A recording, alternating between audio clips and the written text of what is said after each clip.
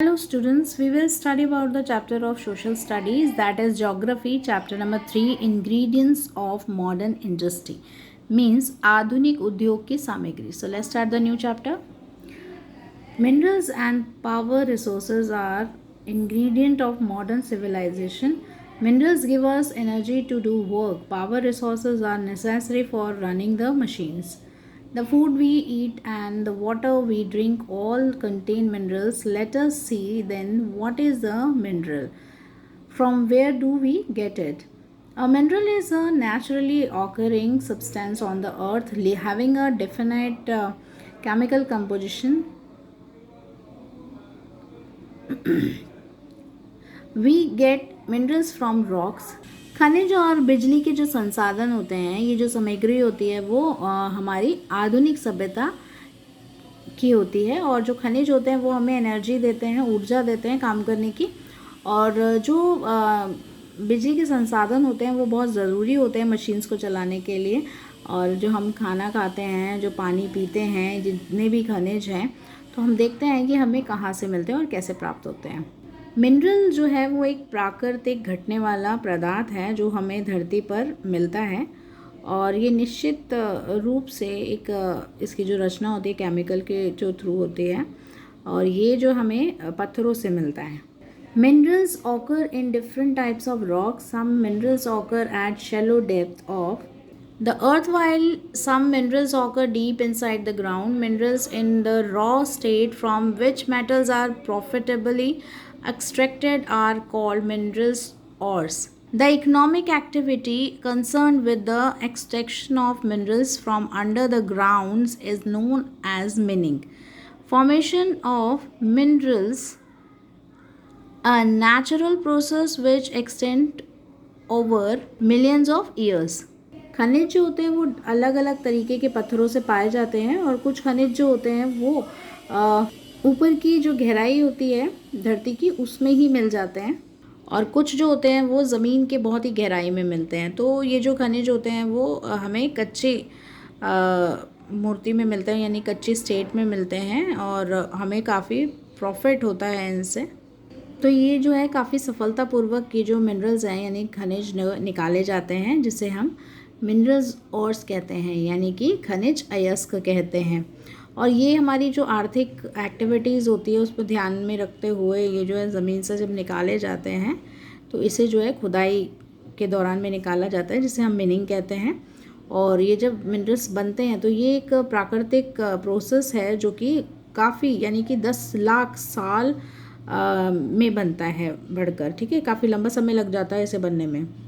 Minerals have their own physical properties like density, hardness, color, and chemical properties like solubility. Distribution of minerals varies from place to place. There are more than 2,500 minerals that have been identified on the earth's surface. अब mineral जो है हमारी शारीरिक जो properties होती हैं, तो जैसे कि घनत्व या कठोरता या रंग, ठीक है, ये केमिकल प्रॉपर्टीज़ जो होती हैं जैसे कि घुलनशीलता. अब खनिजों का जो डिस्ट्रीब्यूशन है, जो वितरण है, वो प्लेस टू प्लेस किया जाता है. और ये लगभग 2500 मिनरल्स जो होते हैं जो पहचाने जाते हैं धरती की सरफेस पर. इम्पॉर्टेंस ऑफ मिनरल्स यानी कि खनिजों का महत्व. Minerals are the backbone of industrial development. Minerals are necessary for the production of tools, machine, farm implements, defense equipment, automobiles, railway engines, ship and drilling machines. यानी कि जो खनिज होते हैं वो एक रीढ़ की हड्डी है औद्योगिक डेवलपमेंट के लिए.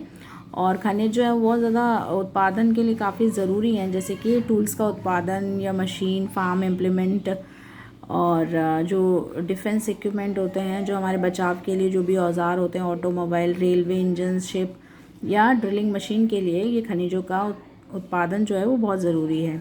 थर्ड है, minerals are used for the construction of houses, building, bridge, flyovers etcetera. और खनिजों का जो यूज्ड है वो घर बनाने, बिल्डिंग बनाने या ब्रिज, फ्लाईओवर बनाने में यूज़ होता है. Number 4, minerals are necessary to maintain the health of the people. They are used in the manufacture of jewelry, coins, utensils and decorative items. तो जो मिनरल है वो बहुत ज़्यादा ज़रूरी है लोगों की हेल्थ के लिए भी, और इन्हें यूज़ किया जाता है जैसे ज्वेलरी, कॉइन्स वगैरह या डेकोरेटिव आइटम्स बनाने के लिए भी। नेक्स्ट है प्रॉपर्टीज़ ऑफ मिनरल्स, यानी कि खनिजों के गुण। Number 1, minerals are non renewable exhaustible. Mineral formation take place over a long time and extend over millions of years. Mineral are unevenly distributed on the earth. यानी कि जो खनिज होते हैं वो नॉन रिन्यूएबल है, यानी एग्जॉस्टाइल हैं, या हमें मिल जाते हैं, यानी कि हमें वो जल्दी से नहीं मिलते हैं।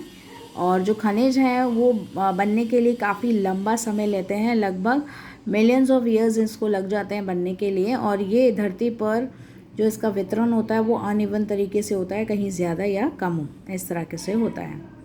नेक्स्ट है टाइप्स ऑफ मिनरल्स, यानी कि खनिजों के प्रकार।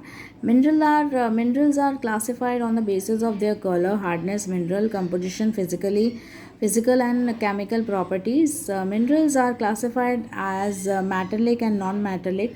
सम minerals used as fuels for running the machines are called minerals fuels like coal and petroleum.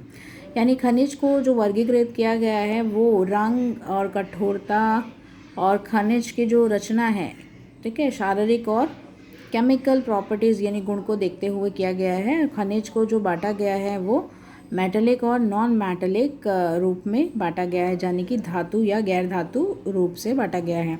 और कुछ जो मिनरल्स होते हैं वो यूज़ किए जाते हैं फ्यूल्स के रूप में, जो मशीनों को चलाने के काम आते हैं, जैसे कि कोयला और पेट्रोलियम। क्लासिफिकेशन ऑफ मिनरल्स, यानी कि बांटा गया जो खनिजों को वो दिखाया गया यहाँ पर, metallic, non metallic and minerals fuels. तो मेटलिक में फेरोसियस है और नॉन फेरोसियस है, और मिनरल्स फ्यूल में कोल, पेट्रोलियम, नेचुरल गैस है। यानी कि मेटलिक तो आपको बताया ही था अभी, धातु, और नॉन मेटलिक हो गया गैर धातु, ठीक है। मिनरल्स फ्यूल हो गए जो हमारे खनिज जो तेल वगैरह होते हैं, और फेरोसियस जो होता है लोहा होता है, और नॉन फेरोसियस यानी कि गैर लोहा, यानी जिसमें लोहा नहीं होता है, और मिनरल फ्यूल्स यानी कि पेट्रोलियम, नेचुरल गैस, कोयला, ये सब इसमें शामिल होता है। Metallic minerals consist of metal. Metallic minerals are malleable, ductile and hard like iron ore, bauxite, silver, gold etc. यानी कि जो मेटेलिक मिनरल्स होते हैं, यानी कि धातु जो होते हैं, वो कंसिस्ट करती है मेटल्स को, और जिसमें मेटेलिक मिनरल्स होते हैं जिसमें लचीलापन, ठीक है, और नमनीय होते हैं, वो काफ़ी नम होते हैं, और हार्ड भी होते हैं, जैसे कि लोहा, अयस्क, सोना, चांदी, इस तरीके से। नॉन मेटेलिक मिनरल्स जो होते हैं, यानी गैर धातु जो खनिज होते हैं, do not contain metal and they are soft and not lustrous like potash, salt, sulphur etc. Non-metallic minerals are further classified into a ferroceous and non-ferroceous minerals. Ferroceous mineral contain a larger proportion of iron like manganese, iron ore etc. While non-ferroceous minerals do not contain iron like gold, silver, copper, lead, zinc etc. Ferroceous minerals are important of metallurgical and engineering industries, while non-ferrous mineral are important for electrical engineering and chemical industries. यानी कि गैर धातु mineral जो होता है वो बिल्कुल भी कंटेन नहीं करता, और ये सॉफ्ट होते हैं, और बिना इसमें कोई भी लचीलापन नहीं होता है, और जैसे कि पोटास, सल्फर, सॉल्ट, इस तरह से। और जो गैर धातु मिनरल होते हैं उनको बांटा गया है फेरोसियस में और नॉन फेरोसियस मिनरल में। तो फेरोसियस मिनरल जो है वो एक अनुपात में, बड़े अनुपात में होता है, जैसे कि आयरन, लाइक मैग्नीज, आयरन और अयस्क, ये सब होता है उसमें। जबकि नॉन फेरोसियस मिनरल जो होता है वो बिल्कुल भी कंटेन नहीं करते हैं लोहे को, जिसमें gold, silver, copper, lead, zinc, ये सब होता है। सो फेरोसियस मिनरल जो होते हैं वो इम्पॉर्टेंट होते हैं मैटर, यानी कि जो धातु है वो काफ़ी इम्पॉर्टेंट इंजीनियरिंग इंडस्ट्री यानी उद्योग में होता है, जबकि जो नॉन फेरोसियस मिनरल होते हैं वो काफ़ी इंपॉर्टेंट होते हैं बिजली के लिए, ठीक है, इंजीनियरिंग, केमिकल इंडस्ट्रीज़ के लिए वो काफ़ी ज़रूरी होते हैं। नेक्स्ट है मीनिंग ऑफ मिनरल्स यानी कि खनिजों की खुदाई। Meaning of minerals is of different types of extraction of minerals depend on the quality and quantity of ores, cost of extraction, development of technology and accessibility of the mine. यानी कि जो खुदाई के दौरान जो भी खनिज होते हैं डिफरेंट टाइप्स के निकलते हैं, ठीक है। खनिजों का जो निष्कर्षण होता है वो डिपेंड करता है उनकी गुणवत्ता पर और मात्रा पे। तो ये जो मिनरल्स होते हैं वो एक विकसित रूप में होते हैं और जो हमारी पहुंच में होते हैं, जब हम खुदाई करते हैं तब हमें ये प्राप्त होते हैं। Mining is of 3 types: open cast mining, shaft mining and offshore drilling.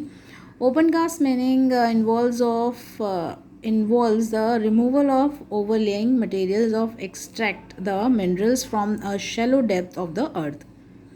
Shaft meaning refers to the construction of vertical or horizontal shaft to extract minerals from deep under the earth. यानी जब खुदाई के दौरान हम देखते हैं 3 types के जो ये होते हैं, जैसे cast mining, shaft mining and offshore drilling. तो जो ओपन कास्ट मीनिंग होती है उसमें शामिल होता है जो ऊपर के जो मटेरियल्स होते हैं हम उसे हटा देते हैं, और जो शैलो डीप यानी कि ऊपरी सतह पर धरती के होते हैं वो होता है ओपन कास्ट मीनिंग, जो ऊपरी सतह पर मिल जाते हैं ईजिली से। और मीनिंग को रेफ़र किया जाता है, फिर उससे कंस्ट्रक्शन होता है वर्टिकल और हॉरिजॉन्टल शाफ्ट। हम खनिजों को बनाते हैं जो कि धरती के काफ़ी अंदर होता है। नेक्स्ट है ऑफशोर ड्रिलिंग जो होती है, ये मेथड होता है खुदाई का। इसमें बहुत हम डीपली यानी गहराई से खोदते हैं धरती के, और एक निष्कर्षण होता है नेचुरल गैस जो हमें प्राप्त होती है ऑफशोर क्षेत्र में प्राप्त होती है।